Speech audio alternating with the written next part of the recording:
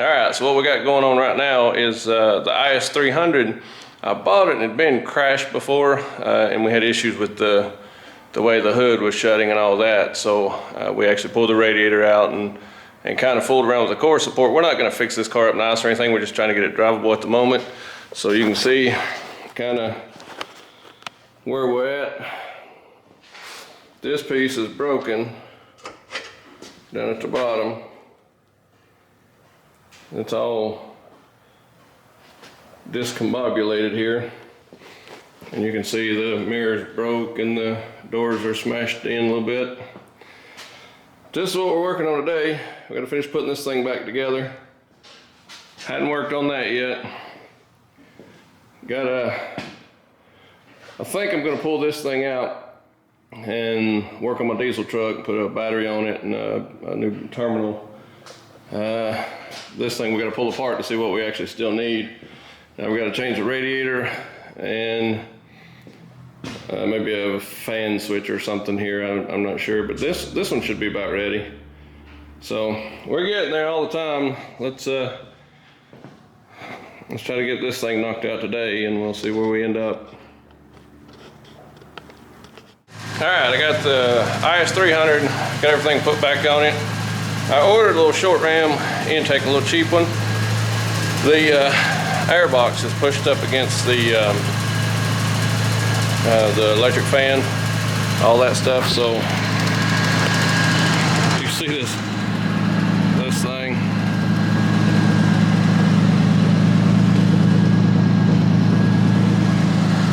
It's been beat up.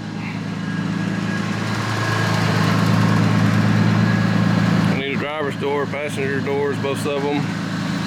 Underneath the bottom needs to work. Rear bumper. The hood's still a little high. We gotta figure out what we got going on there. Tweak it in. Then we'll give it a run down the road and see what we got. Hey guys, welcome to the channel. Today we're going to be changing the thermostat and the fan switch on a 99 Honda Civic EX. This is going to be pretty much the same across the board for these cars. They're pretty standard location, and thermostat housing's usually about the same on these. We're just going to put just a standard factory, or well, stock replacement, not a factory replacement, but just no kind of performance anything, just from your local parts store. So we'll get you a couple of tools that you will possibly need and try to show you how simple this actually can be. All right, stay tuned.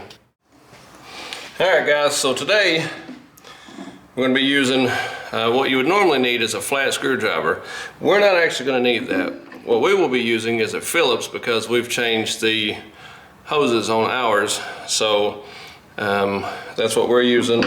On a standard hose clamp, you'll use this, but on the factory, if nobody's ever replaced the hoses or the clamps or anything, what you will have is actually a 3-jaw clamp that you'll have to have a pair of pliers or an actual tool for that, but a pair of pliers or needle nose pliers or something to that effect will work. So you have to have that. We're going to have 10 millimeter, just a standard socket, nothing special, and a ratchet, 3/8 drive. Nothing fancy. So just, you know, your average little tool set can make this happen. We did have to have on, this is your actual fan switch, okay, and it mounts to the housing. Well, on that housing, you either have to have a deep well 15/16, or you have to use a wrench. Well, I couldn't find the deep well, but you have to have a 15/16 wrench to take this thing off. It's a pretty good size, so that may be not in just a standard tool set. You may have to actually grab one of those or borrow one, but a deep well will work, or an actual wrench will be fine. So we're replacing the fan switch, and the actual thermostat itself is this jewel. It will actually sit in like this, and it'll have this rubber O-ring, a gasket that goes around it. So that's pretty much what we're going to be replacing, is these 3 parts. They're just the basic replacement parts, no kind of performance anything, no kind of super low temperatures or anything like that. It's just a standard Duralast TU197 for the fan switch, and the Duralast Gold. It is the part number 15187DLG. As you can see there, I can get it to zoom in. All right, if you need to get that part, that's that. And on this is the 35840 is the part number on this. And it's just these are all, you can call your AutoZone, tell them the make, model that you have. What ours is a single cam VTEC, so it's a 99 Civic EX, or what they call a D16Y8, so it's a 1.6. Doesn't have the intake manifold that comes up. This one is actually just the one that comes out to the side. We have a kind of a head start. We have the air intake off, but it's only got a plug, one small hose, and a couple of bolts around the actual body of it to pull that thing off, so it's not a biggie. But that's pretty standard stuff. So all right, let's get started on it. And you will need some antifreeze, some coolant. You'll need at least a half a gallon of a 50-50. What I do, I run straight antifreeze. I buy straight antifreeze and then I dilute it myself as to what I do. It's cheaper that way, I believe. But all right, here we go. Let's get started. All right, so you take your 15/16, your wrench, and you get in there and you get her knocked loose. And it's easier to turn it loose while it's in here, because unless you got a vise, which if you got a vise, you'll lose a little bit of coolant out of here. But it's no biggie on this.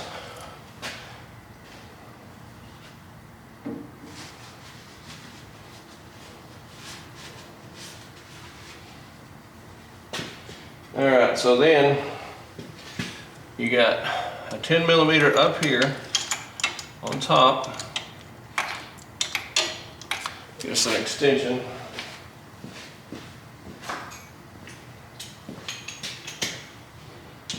Now you don't have to use as long as an extension that I've got. You can use a shorter one. I think you could reach it with a shorter one.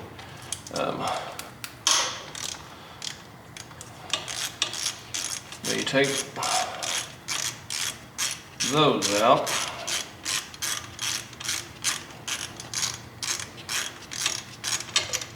And now the one on the bottom is a little harder to get to.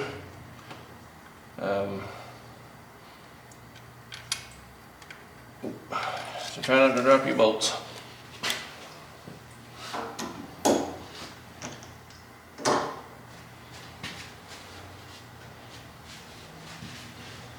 So on the bottom one, there's a ground wire to the side of this.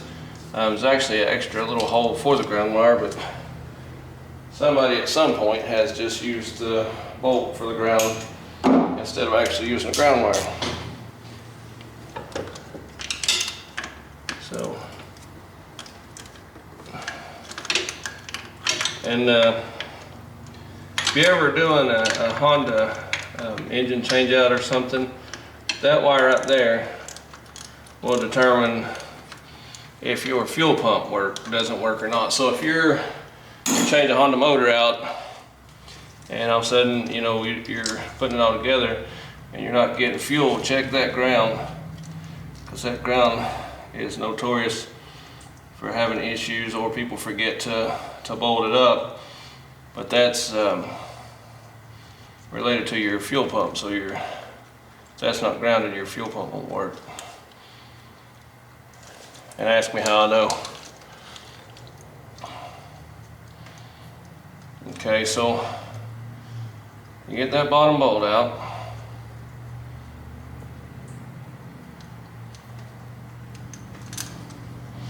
And your ground wire. This is the ground wire I'm talking about.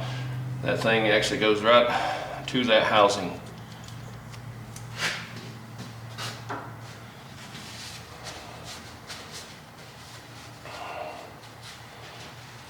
Alright, so you're going to lose some more coolant right here.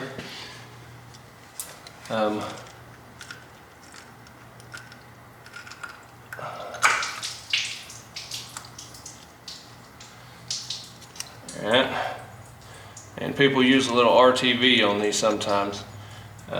It's not necessary.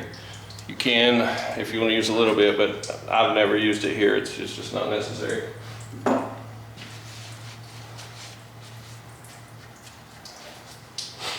Okay, now if you can see the thermostat, which way it's facing. See, the notch should be down. I think they've actually got it up. And every time you take something apart, I always pay attention. There comes their fluids. So that's how that thing, see, we have a gasket issue for sure. Definitely some failure in that gasket, and that's probably what our issue was. That gasket's just crumbled apart.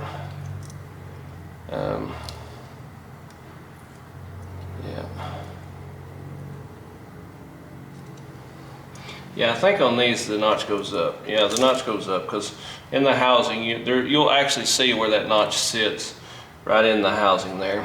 But yeah, that gasket's gone. That's why we're having so many issues with it.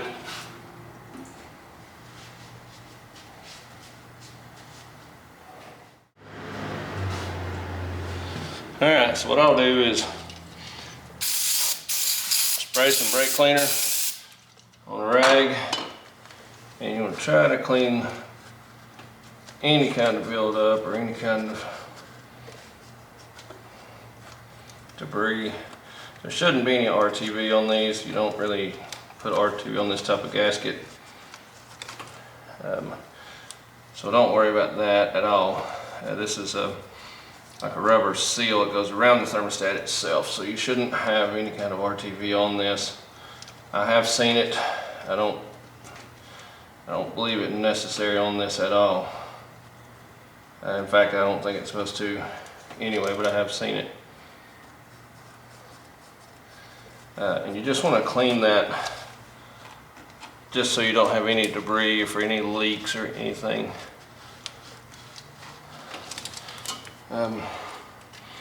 So get the most of it up that you can, most of it off, and then you try to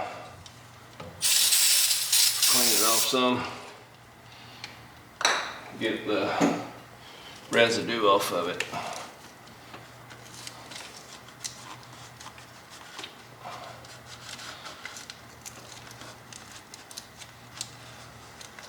You don't want to take any kind of tool or anything to this. This thing's, there's no reason. You can, some people use a grain scratch pad and some things like that. That probably wouldn't matter. I just don't see that it needs it necessarily. As long as there's no major buildup on it, you should be just fine on there. So you can see it's got some discoloration on it, but it doesn't have anything like caked up or anything on it.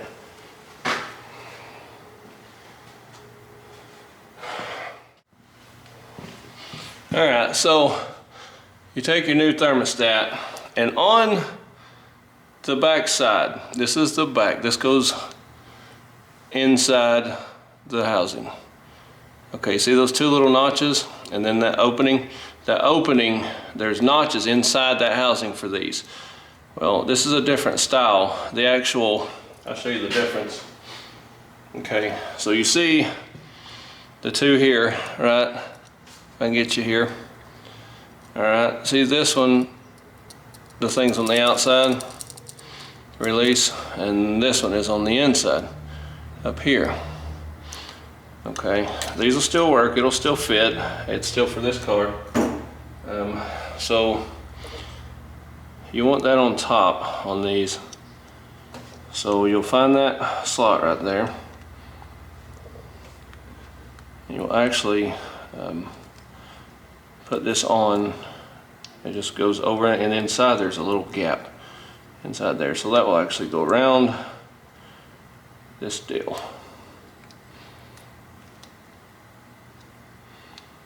Don't cut your gasket for sure. You'll be having leaks if you do. So you just slide that deal up on there. If I can get it to go. Come on now. There we go. Okay. Alright, so you want your little slot right there. It's not really gonna matter on this one. Alright, so you take your two little notches and now you find where they live. And you'll fall right into place.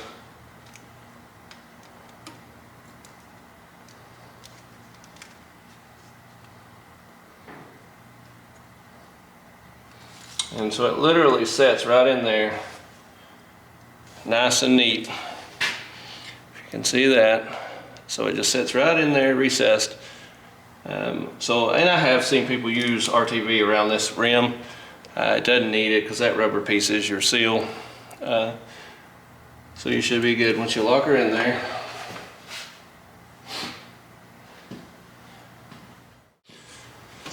All right, now your new piece shouldn't call for any kind of thread locker or anything, but I will still use it because it does actually have an O-ring on it too, but I still use it just because I don't want anything to leak. It doesn't have to be much, just a wrap or so on here, because it should be good. Doesn't need it. It just, you can use pipe dope if you don't want to fight the thread tape. And it does have an O-ring on the bottom, so you should be good. You thread that guy in there. Take your 15/16, get him locked in there where you're happy with him. Now remember, this is aluminum housing and this is a brass piece here, so this thing will break or strip. So you just want to snug it down within reason, because like I say, it does have a seal. And if it does tend to seep just a hair, you can always unplug it and tighten it just a hair more. But that thing is actually bottomed out, so you shouldn't go much tighter than just, you know, cinched down. Okay, so now, so we go back on it. That should fit just right over our piece there, and shouldn't have any issues. I did clean this. I didn't clean it great on the outside because we are going to still pressure wash this engine once we get done with this car. It's been chasing the overheating issue, and this is well, the fan's not kicking on, so we'll maybe we'll get it right here with this stuff. And why not change the thermostat while we're right here, you know? Thermostat definitely had an issue in that gasket.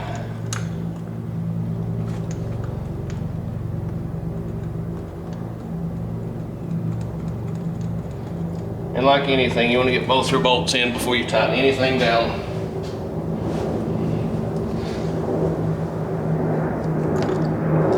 And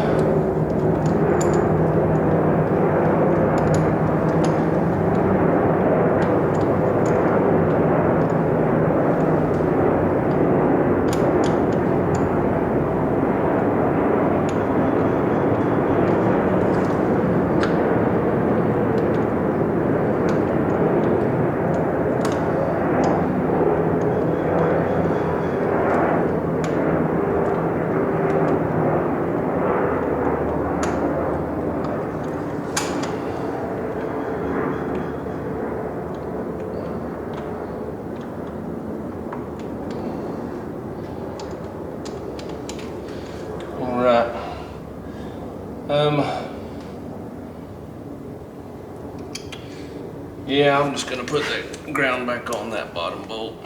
I was debating on putting a new bolt in it, but for educational purposes, we'll just put it back like it was.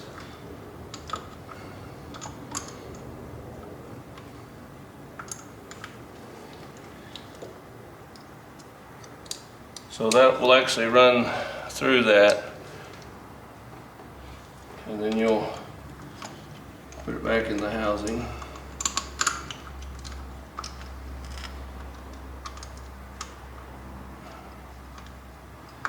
if you can find where it lives.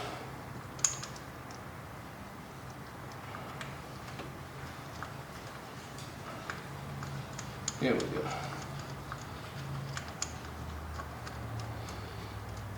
And these things are 10 millimeter, small bolts going into an aluminum housing.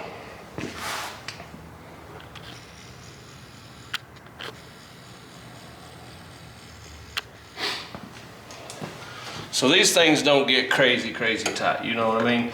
These are, I've seen so many of these things broken, stripped.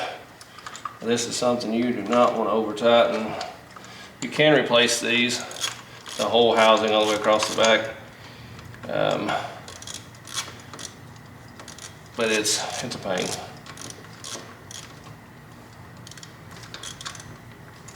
I assure you, you don't want to when you're just trying to get the thermostat fixed. You don't want to have to replace the whole piece from the back of the water pump all the way across the back with the hoses and all that, especially with the engine in the car. All right, so we get that one snug. We'll have to have our extension.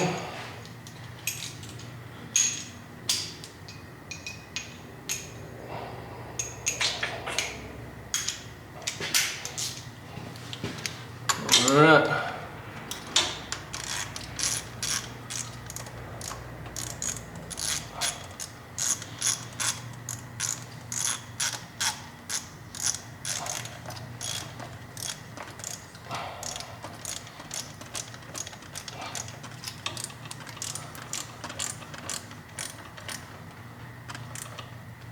Again, I can't stress enough, do not over tighten these.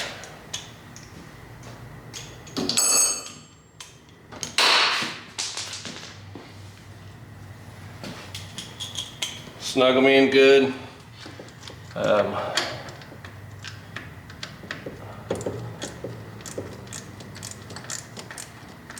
Within reason. These are kind of a pain to get to. You can get to them with the hose still on. So if you're not sure how tight to get them, that's plenty. And you don't have access to a torque wrench or anything.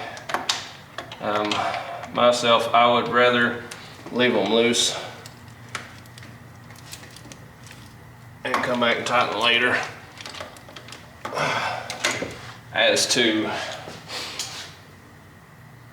over tighten, because again, with the hose there, they're still somewhat accessible without having to take it all apart, but it's a lot less problem to re-snug those. And then you just plug your clip in. You see what we got. There's our new thermostats in, our new pieces on.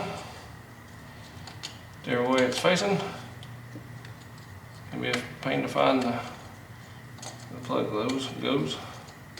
There it is. Lock her in, and then reverse the process of putting our hoses back on. And there's our hose. There's our clamp.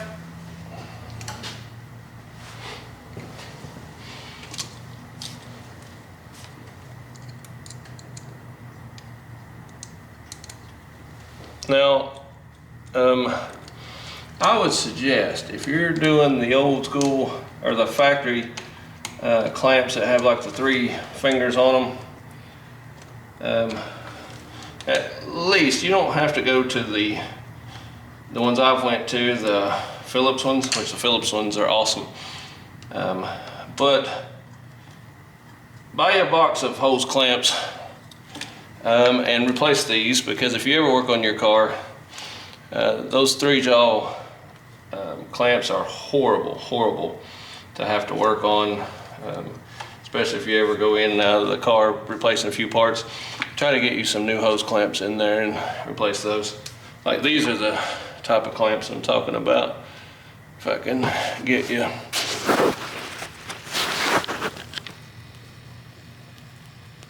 Okay, so this type of clamp here is kind of what I'm talking about. If you can see that.